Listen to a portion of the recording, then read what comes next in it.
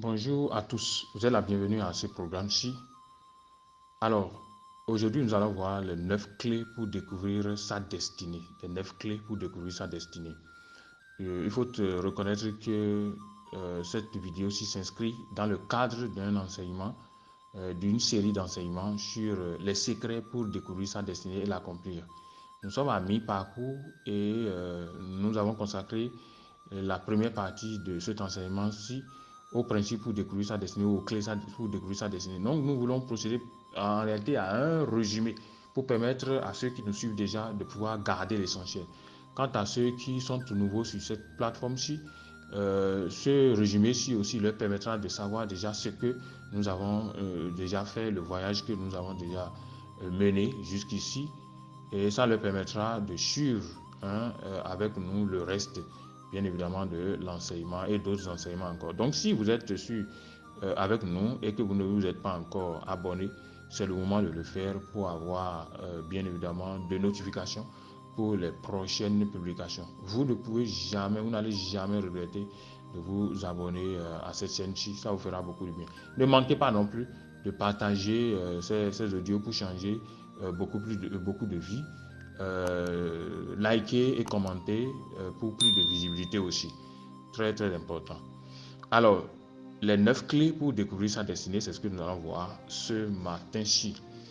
La première clé pour découvrir sa destinée, c'est la prophétie personnelle. La prophétie personnelle.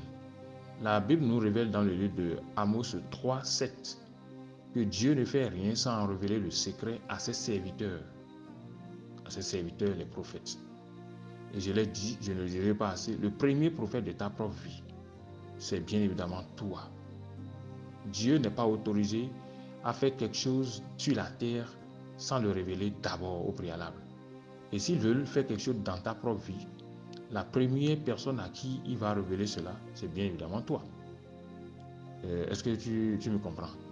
Donc, il le fera par des songes et des visions qu'il te donnera. Peut-être que tu as des songes et des visions sur ton avenir. Beaucoup sont là, se plaignent de ce qu'ils ne savent pas ce pourquoi ici. Et ils font une activité aujourd'hui, ils changent et tout ça. Alors que Dieu a déjà révélé cela à plusieurs reprises dans leurs songes, mais ils n'ont pas pu décoder ça. Il m'a envoyé vers toi, exprès pour pouvoir te permettre de pouvoir décoder ça, pour que les écailles tombent de tes yeux. Donc, il peut le révéler, il peut te le révéler directement, par un songe ou une vision notamment. Ou alors, il peut le révéler par le moyen par l'intermédiaire de tes parents ou d'un proche ou alors d'un prophète. Je sais que le thème de prophétie est galvanisé, c'est quelque chose qui est très combattu par Satan. Je sais qu'il y a trop de polémiques autour, mais je tiens à te le dire, c'est un instrument au-delà de tout ce qu'on peut dire, c'est un instrument que Dieu a choisi pour se révéler à l'humanité. Donc, si tu négliges la prophétie, tu méprises la prophétie, tu peux mépriser bien évidemment ta destinée. Ne te joins pas à ceux qui méprisent la prophétie. Peu importe, je sais qu'il y a des polémiques, ça c'est un autre débat qu'on peut faire après. Mais ne néglige pas la prophétie de ta propre vie. Donc, fais attention à ces songes que tu as reçus sur l'avenir, à ces visions que tu as eues pour l'avenir, à ces prophéties que tes parents, tes proches ou même un prophète t'a donné. Mais fais attention, bien évidemment, aux mauvaises prophéties données par les mauvais prophètes. Attention, c'est super important. Alors, donc la première clé pour découvrir sa destinée, c'est plutôt la prophétie personnelle. Et tous ceux qui ont marché avec tous les serviteurs de Dieu, que ce soit dans la Bible ou dans l'époque contemporaine, presque tous ont reçu une révélation de la part de Dieu sur leur avenir. Et Jésus aussi avait reçu, il y avait beaucoup de prophéties sur sa destinée. Vous connaissez l'histoire de sa maman, comment sa maman a reçu des révélations, comment Joseph, son père adoptif, a reçu des révélations. Et bien évidemment, près de 500 ans, même beaucoup d'années plus tôt, tous les patriarches ont eu une révélation, presque tous les patriarches ont eu une révélation sur Jésus. Alors, et la Bible dit, tel Jésus est, tel nous sommes dans ce monde-ci. Donc, si tu es un enfant de Dieu, tu dois pouvoir avoir une révélation sur ton avenir. Tu ne dois pas être surpris. Donc, c'est important. Alors, en dehors de ça, nous avons bien évidemment la deuxième clé pour découvrir ta destinée. Cette clé-là, c'est la paix. La deuxième clé pour découvrir ta destinée, c'est la paix. La Bible nous révèle dans le livre de Ésaïe 48, verset 18, il dit, je te conduis sur le chemin que tu dois suivre. Je t'instruis pour ton bien. Il dit, oh, si tu étais attentif à mes commandements, ton bien-être ou ta joie sera grande comme le fleuve et abondante comme les flots de la mer. Tu as compris? Donc, si tu suis le chemin que Dieu a prédestiné pour toi, si tu es sur le chemin, il y a une joie qui t'anime.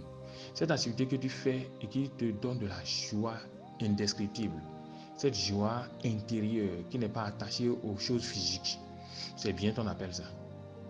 Est-ce que tu imagines déjà ces activités qui te donnent tellement de joie que tu te demandes si c'est encore nécessaire de faire autre chose? Mon frère, c'est là la destinée. Attention, reste là et tu ne vas pas rater la destinée.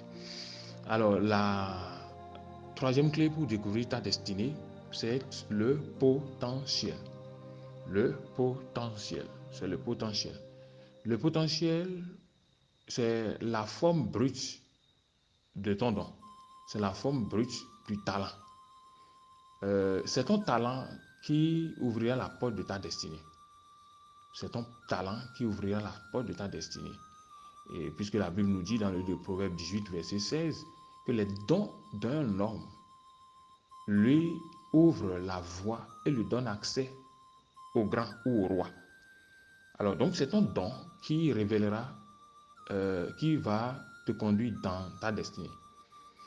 C'est pourquoi je suis peiné d'écouter les gens qui disent telle personne ne m'a pas aidé, telle personne ne m'a pas aidé. Non, tu n'es pas fait pour tendre la main. Tu es fait pas pour tendre la main, pour commander. Tu es fait pour tendre la main, mais pour donner. Parce que toute créature est appelée à être utile à toute l'humanité, à ajouter de la valeur à l'humanité. Donc si tu n'as ajouté aucune valeur à la nature, tu n'as droit à rien. Ce n'est pas je ne sais pas une joie pour moi de le dire, mais je n'ai pas le choix. Je veux aider quelqu'un, je veux délivrer quelqu'un en le disant. Donc si tu n'as rien à offrir à l'humanité, il va de soi que les gens ne s'intéressent pas à toi. Et je l'ai dit, on n'appelle pas les hommes autour d'un arbre qui porte de fruits, surtout de fruits mûrs. Les gens vont venir spontanément à toi si tu as quelque chose à offrir. Qu'est-ce que tu as offert au monde? Travaille ce don qui est en toi. Cette semence-là doit devenir l'arbre et doit devenir un arbre fruitier. Et je te promets que le monde entier viendra à toi. Tu n'as pas besoin d'aller en Europe pour réussir. Tu as besoin d'être à ton emplacement. L'arbre n'a pas besoin de se déplacer en Europe. Il reste à son emplacement, produit des fruits, donne de la vertu et alors tout le monde vient. Tout le monde se rue autour de l'arbre. Vous voyez, dans la saison de mangue ou d'orange, tout le monde accourt. C'est la même chose chez toi. Donc, développe ce potentiel qui est en toi et le monde va courir vers toi. J'espère que tu m'as bien compris. Ton don ouvrira la voie du palais. Ton don ouvrira la porte du palais. Travaille-y et tu verras comment il est si facile d'attirer le monde entier. Il est si facile d'accomplir la destinée. Consacre-y du temps et ta vie changera. Alors, la quatrième clé pour découvrir ta destinée, c'est bien évidemment la passion. Ce qui te passionne, ce que tu peux faire toute la journée sans avoir faim, ce que tu peux faire des heures durant sans avoir besoin de rémunération, ce qui te procure de joie malgré les oppositions, c'est ton domaine de passion. Si tu restes là, tu ne vas pas te tromper.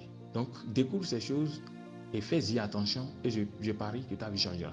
Donc, ta passion révèle en réalité ta destination. Ta passion dans la vie révélera ta destination dans la vie. Donc, la passion est comme un carburant que Dieu a mis en toi pour te permettre d'avancer sur la terre promise, sur le chemin qu'il a prédestiné pour toi, pour développer ton potentiel. Donc, fais attention à ta passion et réponds à ta passion. Et tu vas voir facilement comment tu vas découvrir ce pourquoi tu es ici et comment tu vas accomplir ta raison d'être sur la terre. Tu seras utile, tu vas ajouter de la valeur à l'humanité sans effort. Très, très important ce que je viens de te révéler là.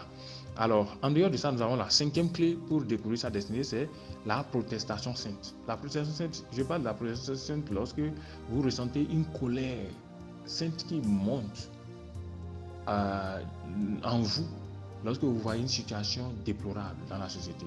Est-ce qu'il y a une situation qui vous fait pleurer dans la société? Est-ce une situation qui vous révolte? Une situation qui vous donne de l'insomnie? Vous dites, il faut que ça change. Oui, c'est là, c'est ce qu'on appelle ça. Fais attention à ça et tu vas accomplir la destinée. Ouais. Notamment lorsque tu es dans les instants de prière, de jeûne, lorsque tu es dans la communion avec Dieu, tu auras constaté qu'il y a une certaine colère sainte, constitution. Peut-être que tu te dis que le sort des veuves devrait être meilleur. Le sort des orphelins devrait être meilleur. Et que la situation politique de ton pays devrait mieux s'améliorer. Je ne parle pas d'une frustration globale, générale, que tu partages avec tout le monde. Je parle d'une protestation qui est singulière, qui est particulière à toi, qui est personnelle, qui est intrinsèque. De telle que tu te dis, tu demandes aux autres s'ils ressentent la même chose, ils vont te dire oui, mais tu te rends compte qu'ils n'ont pas compris. Tu comprends? Et c'est exactement ce pourquoi tu as appelé. Donc cette situation sociale qui te frustre est en réalité ce pourquoi tu es à la tête des vivants. Ça t'appelle en fait à ta responsabilité. Si tu te mets à cette position-là, tu te positionnes là, tu ne vas pas te tromper. Super important. La Bible nous révèle, bien évidemment, dans le livre de 2 Timothée 3, verset 11, et là, j'ai introduit la sixième clé comme ça, pour découvrir sa destinée. Il dit, tous ceux qui veulent vivre pieusement en Christ seront persécutés. Qu'est-ce que je veux te dire? Les problèmes et les persécutions sont aussi une clé importante pour découvrir ta destinée. Très important. Les problèmes et la persécution. Et les persécutions sont un outil très important pour découvrir ta destinée. Contrairement à ce que nos sociétés nous suggèrent, notamment nos sociétés africaines, les problèmes ne sont pas tous des problèmes. Les problèmes ne sont pas pour autant des problèmes. Les problèmes, souvent, sont des occasions et sont en réalité des baromètres de ta destinée. C'est pour pouvoir te permettre de découvrir la destinée. Vous savez, lorsque tu es appelé à régler un problème, Satan va déchaîner contre toi tout l'enfer. Tout le monde des ténèbres va se déchaîner contre toi. Et il peut utiliser n'importe qui. Il peut utiliser ta femme, il peut utiliser la santé de ton enfant, il peut utiliser tes parents, il peut utiliser tes collègues de service, il peut utiliser ton patron pour s'opposer à toi. N'oublie pas qu'il a utilisé Jésus, il a utilisé plutôt Pierre, l'un des apôtres les plus proches de Jésus, pour lui dire de ne pas aller sur la croix. Donc, ces problèmes que tu es en train de vivre actuellement, si tu ne les as pas causés, si tu n'es pas responsable de ces problèmes-là, et que c'est juste parce que tu es en train de vouloir poser un acte de justice que ces problèmes se posent, ne l'abandonne pas. C'est bien là ta destinée. Si tu restes là, tu persévères là, tu ne vas pas rater la destinée. Beaucoup ont abandonné le chemin de la destinée en fuyant les problèmes. On ne fuit pas les problèmes, on les surmonte. Ouh, tu comprends? On ne fuit pas les problèmes, on les surmonte. On ne fuit pas les problèmes, on les surmonte. Surmonte les problèmes et tu vas devenir une révélation pour ta génération. Les gens t'attendent. Les gens attendaient quelqu'un pour régler ce problème-là. Et alors, ils vont accourir vers lui pour apprendre de lui. C'est comme ça qu'on réalise la destinée. Est-ce que tu comprends? Donc, reste là. Reste là. Si tu n'as pas causé le problème et que c'est parce que tu veux poser un acte de justice que tout l'enfer se déchaîne contre toi, reste là. Reste sur place. Et compte sur Dieu. Et ça passera. C'est important. Tous ceux qui veulent vivre pieusement en Christ seront persécutés. Ou alors, indirectement, ça veut dire tous ceux qui veulent vivre selon leur destinée seront persécutés. Donc, la sixième clé pour découvrir sa destinée, c'est plutôt les problèmes et les persécutions. La septième clé pour découvrir sa destinée, c'est bien évidemment la prière.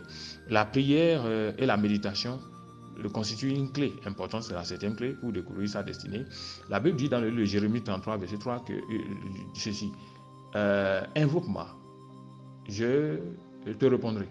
Je te révélerai les choses cachées que tu ne connaissais pas. Est-ce que tu veux connaître les choses cachées que même ta maman ne connaît pas, que tes parents ne connaissent pas? Ces choses écrites sur la paume de ta main, dès avant la fondation du monde. Le secret, c'est de prier. Lorsque tu es en communion avec Dieu, il va te révéler les choses que seul Dieu, lui, connaît.